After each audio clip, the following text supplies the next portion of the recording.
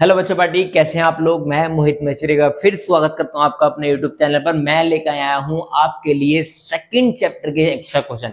First chapter के बहुत सारे एक्स्ट्रा क्वेश्चन हम कर लिए, अब बात करते हैं सेकंड चैप्टर की। इसके बाद ना मैं आपके लिए एक पेपर एफए टाइप पेपर लाऊं कि जून खत्म होने वाला है, जुलाई स्टार्ट होने वाला है और आप सबके फॉर्मेटिव असेसमेंट स्टार्ट होने वाले हैं। तो उसमें फर्स्ट और सेकंड ही चैप्टर आएगा, इससे ज्यादा कुछ नहीं आएगा। तो मैं एक क्वेश्चन पेपर टाइप लेके आऊंगा जिसको आपको सॉल्व कराऊंगा, जिसमें हम पढ़ेंगे उन क्वेश्चन के सॉल्यूशन करेंगे। अभी पहले फिलहाल स्टार्ट करते हैं चैप्टर नंबर 2 के एक्स्ट्रा क्वेश्चन। बहुत सिंपल बेसिक है, उसके बाद नेक्स्ट वीडियो में थोड़े एडवांस क्वेश्चन लेके आएंगे। तो पहले क्वेश्चन में स्टार्ट करते हैं हम लोग। पहला बेसिक क्वेश्चन जो हमारा है पॉलिनोमियल के बेस पर। पहले पूछ रहा है which of the following is not a polynomial. जैसे कि हम लोगों ने पॉलिनोमियल की डेफिनेशन में पढ़ा है कि पॉलिनोमियल जो होता है वो अलजेब्रिक एक्सप्रेशन का एक पॉलिनोमियल वर्जन होता है जिसमें कुछ टर्म्स डिफाइंड होती हैं और कुछ वेरिएबल्स होते हैं। लेकिन उन वेरिएबल की जो पावर होती है वो क्या होती है, या तो पॉजिटिव होगी, है ना, पॉजिटिव होगी, नेगेटिव में पावर नहीं होगी और फ्रैक्शन में पावर नहीं होगी। बस दो ही तो कंडीशन थी कि अगर पावर फ्रैक्शन में है तो प्रॉब्लम है, अगर पावर नेगेटिव है तो प्रॉब्लम है, अदरवाइज वो एक पॉलिनोमियल है। तो यहाँ पहले पार्ट को देख रहे हैं, which of the following is not a polynomial. तो बच्चों सिंपल देखो, इसकी पावर 2 है, इसकी पावर 1 है, इसकी पावर 0 है, यानी ये पॉलिनोमियल है, ये वाला पॉलिनोमियल है। ठीक है, अब सेकंड पार्ट की तरफ बढ़ते हैं। पावर 3 है, बिल्कुल सही। पावर 1 है, ठीक है। नेक्स्ट में पावर 0, ये भी पॉलिनोमियल हैगा। अब बचता है ये, अब इस पे फोकस करो। अगर मैं इसको रीराइट करना चाहूं तो इसको 2x की पावर -1 + 5 लिखूंगा, क्योंकि जब डेनोमिनेटर में वेरिएबल आता है तो ऊपर जाके उसकी पावर नेगेटिव हो जाती है। डेनोमिनेटर की पावर को ऊपर लेकिन नेगेटिव। अब ये नेगेटिव पावर कभी एक पॉलिनोमियल नहीं बन सकती। मैंने अभी बताया कि कभी की पॉलिनोमियल की डिग्री यानी पावर अगर नेगेटिव है तो वो पॉलिनोमियल नहीं है। लास्ट वाला पॉलिनोमियल है क्योंकि इसकी पावर 1 है। Which of the following is not a polynomial. Again इसका आंसर देखो, ये भी पॉलिनोमियल होगा, पावर सब पॉजिटिव है, ये भी है, ये भी है। इसकी पावर रूट में आ गई। स्क्वायर रूट का मतलब हम y की पावर हाफ लिख सकते हैं, 1/2। और जब पावर हाफ आएगी तो इसका मतलब ये पॉलिनोमियल नहीं होगा, तो इसका ऑप्शन भी 3 होगा। ठीक है, चलो बढ़ते हैं अगले क्वेश्चन की तरफ। नेक्स्ट क्वेश्चन क्या कह रहा है, क्वेश्चन है एक्सप्रेस द क्या है, which expression is not a polynomial. Same question है, इससे 3 क्वेश्चन और है इसके बेस पे। तो क्या पॉलिनोमियल है, जी हैगा। क्या ये पॉलिनोमियल है, देखो 2 माइनस में 2 है, t की पावर -2, यानी ये पॉलिनोमियल नहीं है, बाकी दोनों पॉलिनोमियल है। नेक्स्ट पर आ जाओ, which of the following is not a polynomial in m मतलब m वेरिएबल है, तो कोई और चीज तो है नहीं। देखो ये पॉलिनोमियल होगा, हाँ होगा, क्योंकि इसकी पावर पॉजिटिव है और फ्रैक्शन में नहीं है। इसमें भी पॉजिटिव पावर्स हैं, ठीक है, यहाँ भी पॉजिटिव पावर्स हैं, ठीक है। लेकिन इस पे अगर फोकस किया जाए, पावर m की पावर -2 बन जाएगा, क्योंकि पावर डेनोमिनेटर में लिखी है, डेनोमिनेटर वाली पावर को अगर ऊपर लेके जाते हैं तो वो नेगेटिव हो जाते हैं, यानी ये पॉलिनोमियल नहीं है। इसका लास्ट क्वेश्चन देख लेते हैं। Which of the following is not a polynomial. आपको बताना है इसका वेरिएबल p होगा। इस p का मतलब क्या है, वेरिएबल आपका p है, पीछे p वेरिएबल आपका m था। तो यहाँ भी देखो, ये भी पॉलिनोमियल है, ये भी पॉलिनोमियल है, ये भी पॉलिनोमियल है, लेकिन ये पॉलिनोमियल नहीं है क्योंकि इसको हम 3 की पावर -1 लिखेंगे। ठीक है, चलो बढ़ते हैं अगले क्वेश्चन की तरफ। क्वेश्चन नंबर जो नेक्स्ट हमारा है, क्या कह रहा है, identify the type of polynomial. तो हमने आप लोगों को पढ़ाया था जब बेसिक ऑफ द चैप्टर दिया था कि पॉलिनोमियल के टाइप्स होते हैं। पॉलिनोमियल्स हमारे कितने टाइप्स के होते हैं, सबसे पहले 2 पार्ट में डिवाइड करते हैं, अकॉर्डिंग टू टर्म्स और अकॉर्डिंग टू पावर। तो अकॉर्डिंग टू टर्म जो पॉलिनोमियल होते हैं, पहला होता है मोनोमियल, बाइनोमियल एंड ट्राइनोमियल। ठीक है, यही चलते हैं। मोनोमियल मतलब जिसमें एक टर्म होती है, बाइनोमियल 2 टर्म, ट्राइनोमियल 3 टर्म। आपकी 9th क्लास में इतना ही है, वैसे बहुत सारे होते हैं लेकिन हम लोग इतना ही छोड़ देते हैं। तीसरा होता है हमारे पास पावर के अकॉर्डिंगली लीनियर, क्वाड्रेटिक, ठीक है, और क्यूबिक। अगर पावर 1 है तो 1 लीनियर होगा, पावर 2 है तो क्वाड्रेटिक होगा, पावर 3 है तो क्यूबिक होगा। ये हमारे टर्म्स के अकॉर्डिंगली पॉलिनोमियल और पावर के अकॉर्डिंग पॉलिनोमियल। सिंपल। अब इधर देख लो, ये वाला जो पॉलिनोमियल है इसकी पावर कितनी है, 1।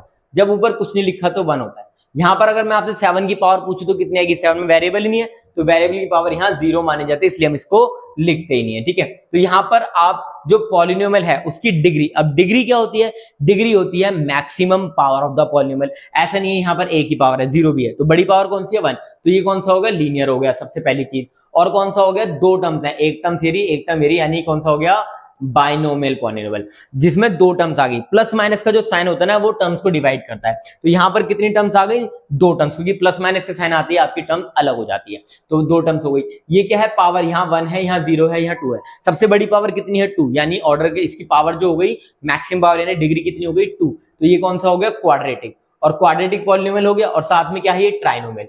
ट्राइनोमियल क्यों हो गया? क्योंकि 3 टर्म्स है। 3 टर्म्स कैसे है? 1 2 3, 3 टर्म्स हो गई, तीनों वो बन रही है, ठीक है। Plus minus sine term divide करता है। इसकी पावर कितनी है? 4। पावर 4 का मतलब हम आगे नहीं लिखेंगे, इसको लिख देंगे हम पॉलिनोमियल ऑफ डिग्री 4, डायरेक्ट लिख दोगे, ठीक है। सिंपल है। अगर आपके पास पावर 3 से ज्यादा आती है तो आप क्या बना दोगे? उसको क्या बना दोगे? आप लिख दोगे पॉलिनोमियल ऑफ डिग्री 3 या डिग्री 4 जो भी है, 3 के बाद आप ऐसे लिखोगे इसकी पावर। और इसमें क्या है? ये 3 टर्म्स है। 3 टर्म्स वाले पॉलिनोमियल को कहते हैं ट्राइनोमियल, ठीक है। सीधा इसको लिखोगे आप ट्राइनोमियल। नेक्स्ट आ जाओ, कितनी टर्म्स है इसके अंदर? 3 टर्म्स। 3 टर्म्स है, अगेन सेम ये क्या बन जाएगा? ट्राइनोमियल। और इसकी पावर जो है वो 3 है। पावर 3 आने का मतलब ये फिर से क्या हो गया? क्यूबिक पॉलिनोमियल, ठीक है। यहां देखो कितनी टर्म्स है? 4। 4 टर्म्स के लिए हम नहीं लिखते हैं तो हम क्या लिखेंगे? पावर कितनी है? 5, यानी इसको लिखेंगे हम polynomial of degree 4 with 4 terms. इसमें टर्म्स कितनी है? 4, तो 4 टर्म्स के साथ हमारा पॉलिनोमियल जनरेट हो जाएगा। चलो नेक्स्ट क्वेश्चन देख लेते हैं, ठीक है। नेक्स्ट क्वेश्चन क्या कह रहा है? Right the degree of polynomial. मैंने जस्ट अभी आपको इसलिए दोबारा ये क्वेश्चन लिया है क्योंकि अभी जस्ट डिग्री के बारे में बताया, डिग्री के बारे में दोबारा देख लेते हैं। मैंने आपको बताया डिग्री का मतलब होता है पूरे पॉलिनोमियल है सबसे बड़ी पावर जो होती है वो डिग्री कहलाती है। तो इसकी पावर कितनी है? 4, तो डिग्री कितनी हो गई? 4। इसकी डिग्री कितनी हो जाएगी? बराबर 4। 3x² x स्क्वायर में पावर 2 है, यहां पर पावर 0 है, यानी कितनी हो गई? मैक्सिमम जो पावर होगी वही डिग्री कहलाती है। तो मैक्सिमम पावर कितनी है? 4। इसकी मैक्सिमम पावर कितनी है? तो डिग्री कितनी हो जाएगी? 5। यहां पर देखो मैक्सिमम पावर कितनी आ रही है? 2, तो डिग्री कितनी हो जाएगी? 2, ठीक है। इसकी मैक्सिमम पावर कितनी आ रही है? 7, तो डिग्री कितनी हो जाएगी? 7। सेम इसकी डिग्री हो जाएगी 5। ऐसे ही करके आपको क्या देखना है? सबसे पहले आप टारगेट बनाओगे कि सबसे बड़ी पावर कहां है, जिसकी पावर सबसे बड़ी जहां होगी वही हमारा पॉलिनोमियल होगा। जैसे एक और एग्जांपल लेते हैं, 2x minus x square plus 7x की पावर 4। यहां पर डिग्री कितनी हो गई? 4। लेकिन अब कभी बार ना कुछ इस टाइप के क्वेश्चन है, जैसे xy लिखा है plus x is equal to 4 या -4, तो बच्चों यहां पर बताना मुझे डिग्री कितनी है इसकी। ऐसे केस में अगर 2 वेरिएबल्स हो तो आप उन दोनों वेरिएबल्स की पावर को ऐड करके डिग्री बताओगे, तो इसका मतलब इसकी डिग्री जो होगी वो 2 होगी, ठीक है। इस टाइप के क्वेश्चन अगली वीडियो में पढ़ेंगे क्योंकि थोड़ा सा लेवल बढ़ाएंगे, अभी तो हम बेसिक से स्टार्ट करें। क्योंकि यहाँ पर 2 वेरिएबल आ गए, 2 वेरिएबल में आते ही पावर जो होती है वो मल्टीप्लाई में ऐड हो जाती है, और यहाँ पर पावर जो बन गई 2 बन गई, इसलिए इसकी डिग्री कहलाएगी 2, ठीक है। चलो बढ़ते हैं अगले question, how many zeros of polynomial. अभी हम लोगों ने डिग्री सीखा, अगर किसी पॉलिनोमियल की डिग्री 4 है तो उसके जीरोस कितने होंगे? लेस देन इक्वल टू 4, यानी कि मैक्सिमम जीरोस कितने हो सकते हैं? 4। तो अगर आपसे मैक्सिमम जीरोस पूछेगा तो आप बताओगे 4, और कितने हो सकते हैं? तो 4 या उससे कम जीरो हो सकते हैं। तो जैसे कि हमारा पहला क्वेश्चन है 5x माइनस 4, तो यहां पर इसकी डिग्री कितनी है? 1, पावर कितनी है? 1, तो इसके कितने जीरोस होंगे? ओनली 1 जीरो होगा, उससे ज्यादा नहीं हो सकते। यहां पर पावर कितनी है? 2, और इसका मतलब इसके कितने जीरो हो जाएंगे? 2, ठीक है। यहां पर पावर कितनी है? 3, तो इसके जीरोस कितने हो जाएंगे? 3। 3 से कम हो सकते हैं, 3 से ज्यादा नहीं हो सकते। ऑप्शन में याद रखना, अगर गलती से ये लिखा है लेस देन इक्वल टू 3 तो यस आंसर ये भी सही है। अगर ये कहीं नहीं लिखा तो आप ये भी लिख सकते हो कि लेस देन इक्वल टू 3 है इसके पॉलिनोमियल के जीरो। अब इसकी पावर कितनी है? 5, तो इसके जीरोस कितने हो जाएंगे? 5, मैक्सिमम 5। ऐसे ही सेम इसकी पावर कितनी है? 4, तो इसके जीरोस कितने हो जाएंगे? 4। सिंपल सा फंडा है, जितनी डिग्री उतने ही सॉल्यूशन। बढ़ते हैं अगले क्वेश्चन तरफ, right in standard form linear equation. सबसे पहले लीनियर इक्वेशन की जो स्टैंडर्ड फॉर्म है 2 वेरिएबल्स में, वो होती है ax plus by plus c equal to 0। अगर आपके पास कोई भी पॉलिनोमियल है, सबसे पहले आप उसे स्टैंडर्ड फॉर्म में लिखते हो, और दूसरा जो हमारा होता है, दूसरी फॉर्म जो होती है उसका नाम है स्लोप इंटरसेप्ट फॉर्म, क्योंकि हमारा मेन चैप्टर जो है वो इसी पे डिपेंड है, स्लोप इंटरसेप्ट फॉर्म। ये ध्यान देंगे, स्लोप मतलब किसी लाइन का स्लोप कैसा है, उसका वाई इंटरसेप्ट क्या है। वाई इंटरसेप्ट का मतलब होता है वो जो पॉइंट है वाई एक्स को कहां पे कट करेगा, ये हमारा स्लोप इंटरसेप्ट फॉर्म को शो करता है। तो इसकी जो फॉर्म होती है, अगर हम इसको इस फॉर्म में कन्वर्ट करते हैं mx प्लस सी, तो यहां पर m जो है वो स्लोप ऑफ द लाइन है, ठीक है, और c जो है वो y इंटरसेप्ट है। क्या है वो? y इंटरसेप्ट है, ठीक है। तो ये हमारी दो चीजें होती हैं, या स्टैंडर्ड फॉर्म ये है और स्लोप इंटरसेप्ट फॉर्म ये है। आपको जो क्वेश्चन में लिखा होगा उसके अकॉर्डिंगली आप मेंशन करोगे। तो यहां पर देखो x plus y is equal to 10 लिखा है, इक्वल टू में नहीं चाहिए तो सिंपल फंडा है, इसको x plus y minus 10 equal to 0 लिख देंगे, ये हमारी क्या बन जाएगी? स्टैंडर्ड फॉर्म, ठीक है। ऐसी सेम यहां पर देखो 2x माइनस 3y, ये भी स्टैंडर्ड फॉर्म बना दो, 2x minus 3y minus 6 is equal to 0, आपकी स्टैंडर्ड फॉर्म ये कहती है, ठीक है। नेक्स्ट क्वेश्चन में भी सेम करो, 5x minus 2y minus 8 equal to 0, ये हमारी स्टैंडर्ड फॉर्म कन्वर्ट हो जाती है।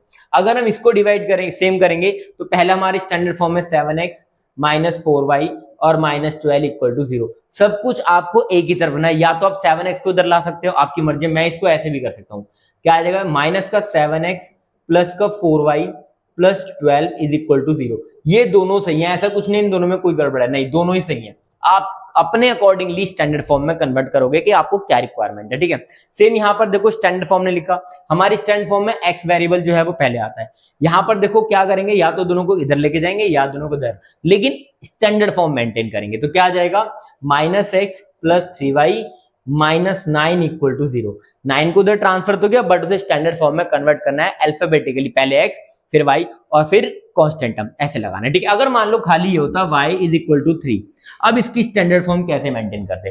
देखो अगर मेरे को कोई क्वेश्चन दे रखा है ऐसा कुछ, तो मैं इसे स्टैंडर्ड फॉर्म में कैसे लिखूंगा, x तो है ही नहीं, तो यहां पर of course 0x plus y minus 3 equal to 0 लिखा है था। देखो इस दोनों में फर्क क्या होता है, y इज इक्वल टू 3 का मतलब है, अगर मैं इसे मेंशन करूं यानी रिप्रेजेंट करूं ग्राफ पर, तो इसकी जो लाइन बनेगी वो कुछ इस तरीके से जाएगी, y is equal to 3 parallel to x axis. लेकिन अगर ये 2D में है ना, ये 2 डायमेंशन में था, लेकिन अगर मैं इसको सिंगल डायमेंशन में बताऊं तो कैसे बताएंगे। अगर मैं इसको सिंगल डायमेंशन बताऊं तो यहां पर खाली x एक्सिस या y एक्सिस होगी, तो यहां y एक्सिस है खाली, y और y डैश 0 1 2 3, तो यहाँ 3 कहीं आ रहा होगा, तो खाली एक पॉइंट होगा। अगर 1 डायमेंशन में होगा तो एक पॉइंट आंसर होगा, लेकिन अगर 2 डायमेंशन में दिखा रहे हो तो y एक्सिस जो y पे जो पॉइंट है वो x के पैरेलल जाएगा। क्यों, क्योंकि इस पूरी जगह पर देखो y की वैल्यू यहाँ 3 है, तो इस पॉइंट पे भी y की वैल्यू 3 होगी, यहाँ 1 है तो 1,3 आ जाएगा, यहाँ पर लोगे तो 5 है 5,3 आ जाएगा। मतलब x y की वैल्यू तो सेम रहेगी, x की वैल्यू चेंज हो सकती है, डिपेंड करता है आपके कंडीशन पर। तो यहाँ पर हमारा x की वैल्यू कुछ भी हो, y की वैल्यू हमेशा 3 रहेगी, क्योंकि यहाँ पर सिंगल वेरिएबल दिया हुआ है, ठीक है। चलो क्लियर हुआ, बढ़ते हैं अगले क्वेश्चन की तरफ, ध्यान से देखते हैं क्वेश्चन को। अब यहाँ पर क्या दे रखा है आपको, ठीक है, is the given point solution of the linear equation. क्या ये जो गिवन पॉइंट्स हैं लीनियर इक्वेशन जो हमारे को मेंशन्ड है, इसके सॉल्यूशंस हैं। अगर ये सॉल्यूशंस हैं तो इनके वेरीफाई करेंगे, ठीक है। चलो ध्यान से देखते हैं। सबसे पहले 2 3, x की वैल्यू 2 है, y की वैल्यू 3 है। जो भी हमारे को यहाँ पर लिखा हुआ है इस पे फोकस करेंगे। पहली वैल्यू x की होगी, दूसरी वैल्यू y की होगी। तो जहां भी x लिखा है वहां 2 + 3 क्या आना चाहिए, 5। क्या 5 इज इक्वल टू 5 आ रहा है, तो yes it is the solution of the linear equation. तो आपको जो लीनियर इक्वेशन गिवन है उसका ये पॉइंट एक सॉल्यूशन है। अगला कह रहा है 1 4 is the solution of linear equation. Same point है, सेम कंडीशन, तो x की जगह आ जाएगा 1 प्लस y की जगह 4, 2 1 2 प्लस 4 यानी कितना आ गया 6, करेक्ट। तो क्या आ गया इसका आंसर 6, और हमारे को इक्वल टू में भी क्या चाहिए था 6, 6 इज इक्वल टू 6, यस, तो ये भी इसका सॉल्यूशन है। अगर दोनों का आंसर इक्वल नहीं आता है तो ऑफ कोर्स वो सॉल्यूशन नहीं होगा, ठीक है। सेम अब अगला क्वेश्चन देख लेते हैं, find the value of a if a is 2 is the solution of this. Solution होने का मतलब मैंने आपको बता दिया कि अगर x कोई एक पॉइंट अगर किसी पर्टिकुलर इक्वेशन का सॉल्यूशन होता है तो उसके जो सॉल्यूशन है इसको सेटिस्फाइड करते हैं। यानी अगर हम x y वेरिएबल की जगह उन वैल्यूज को पुट करेंगे तो हमारा कंप्लीट आंसर आएगा। तो सेम कंडीशन यहाँ है, +3 करा था हमने 5 आया था, ऐसे यहाँ पर a में a और 2 पुट करेंगे तो क्या आना चाहिए 1 आना चाहिए। तो x की वैल्यू a है, माइनस y की वैल्यू 2 है, इज इक्वल टू 11, तो a कितना हो जाएगा, माइनस का प्लस हो जाएगा, 1 और 2 3 हो जाएगा, ठीक है। तो ये आपका आंसर आ जाएगा। इसकी वैल्यू कितनी हो गई 3,2 आपका एग्जैक्ट पॉइंट हो गया। इधर आ जाओ, is 4 2 is the solution of linear equation, verify कर लो। x की वैल्यू 4 है, 2 इंटू y की वैल्यू भी 2 है, तो कितना आ जाएगा 4 + 4 यानी 8। तो 8 ही हमारे को चेक करना था, यस ये इसका सॉल्यूशन होगा। अगर इक्वल 4 8 नहीं आता तो इसका सॉल्यूशन नहीं होता, ठीक है। लास्ट क्वेश्चन देख लेते हैं हम लोग, find the value of a। Same question है, find the value of a is a linear solution of the linear equation this. तो इसका जो आंसर है आप मुझे कमेंट जरूर करेंगे कि a की वैल्यू क्या होती है, और जितने भी 9th क्लास के बच्चे इस वीडियो को देख रहे हैं उनको कमेंट जरूर करना है, ठीक है। आज के लिए इतना ही करते हैं, मिलते हैं अगली वीडियो में। वीडियो को लाइक शेयर जरूर करना और चैनल को सब्सक्राइब करना मत भूलना।